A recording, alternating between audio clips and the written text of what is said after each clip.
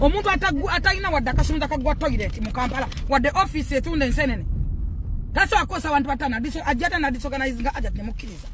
Olutalo NRM Namyalo hafunye full figure hamuyambeko mu kuvuma ono no bebamu ku bavumi eggwanga lino berikakasa ngosaba soka olakinga binyuma bisisa banono bamukono franga shuma ne full figure ebyaddala ne full figure bebamu ku bantu abali ku mukolo gwe mujjukira newe wabawo akasente omanya onagenda kuvuma soka olakinga njagala olabemu full figure yafulide Gashumba amwambudde amwanise Honorable Namboze mukono naye abachi mutusizako ebwino wuno. That is nonsense now, total nonsense. Actually, ajati aberera wa. Bagala disorganizing ajati wuzia Namyalo kuchakoze no protective vote ya wangu de.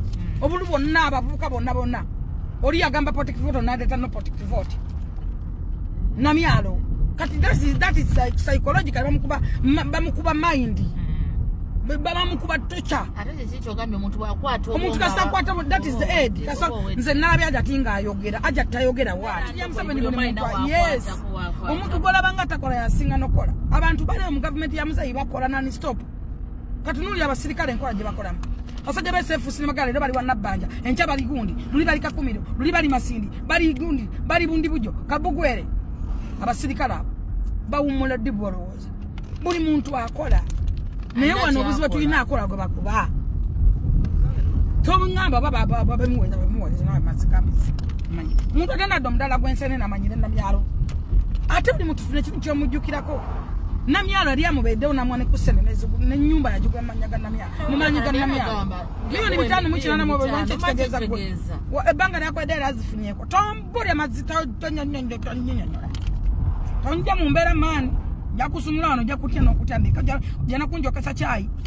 Mwami Gashumba ne bannu abakusasula kuba tumanya abakusasula kana katalo wakatandika way back mu 2022 nga in fact it was 2023 wankubira simu when I was just appointed no ngamba oliwa kwanza ne kugamba ndi waka ani ono no ngamba nze Frank Gashumba kwanza ngamba nkujjukidde no ngamba nti jangu onsange ku speak nzijukira wali nali kugamba esaamu 8 no ngamba nenkerewa nakutukako kawungeezi no ngamba ye mwana gwe ngansanyusa okulaba nga wagudde mu kifo nabadde nsoma amawulire nendabanga bakwadde nengamba yegwe Namyalo gwe mmanyi kati saawa yo wangamba yegwe Namyalo gwomanyi ng'ate ogamba nti wali omanyi nga Nansereko waliwo ebitakwatagana nze naguba nasirikirira Gashumba ne simwogerako not because I was stupid kubanga abantu bangi bangamba ignore him but through my ignorance nensangibwa nga nfunye ebiwundu bingi kati yesaawa nziremu nesimbyewo mu kifo kyo nga member wa parliament genda opetitioning nti saasoma nakozesa linnya lyombi tomanyi na linnya lya Namyalo balinzibuliramu kati mawange wanajja n'obukakafu n'aleeta jjajja wange yanneesibako anti ongamba ndi musawo Muganda kati balinzibulamu oyo ye nannyini mpewo kati tufuna ekipya ky'oyogera woba eyabikunyumiza oba mu kunoonyerezaako tokizudde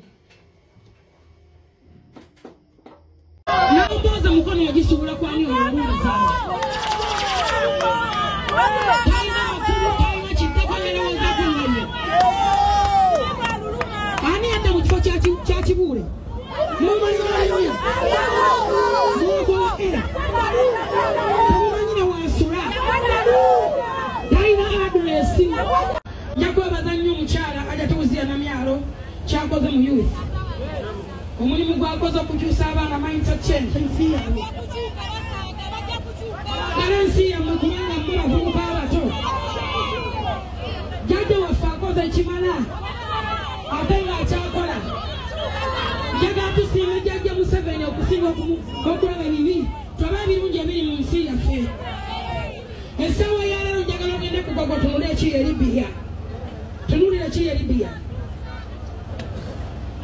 Assalamu alaikum wa rahmatullahi wa barakatuh. Amanya nedobozi Aji Abudu omusomi w'edduwa. Nkola ku nsonga ez'enjawulo, emirimu nga gikutataganyeko, ebyenfuna byo nga bidobonkanye, ne oba oli bweru wa ggwanga emirimu gyakucankalanako. Jangu kusomere ku dduwa kuva edda nedda, edduwa zaabaawo, edduwa zisomibwa, omuntu n'oterezebwa mu mbeera yonna ebadde ekwesibyeko ekusibyeko akanyaaga. Nina ekyoto kye nsobola okukumira wadde oli bweru wa ggwanga nga toli kumpi wano n'ofuna omukisa ogwo nawe n'osomerwako ku dduwa nga nkuteddeko n'akabaani. Allah ajja kukusaasira, ajja kukwanukula. Kuba ku nnamba yange y'essimu 075 44 71 56 ne ku WhatsApp kwendi. Mpereza obubaka sobole okuyamba. Assalamu alaikum wa rahmatullahi wa barakatuh.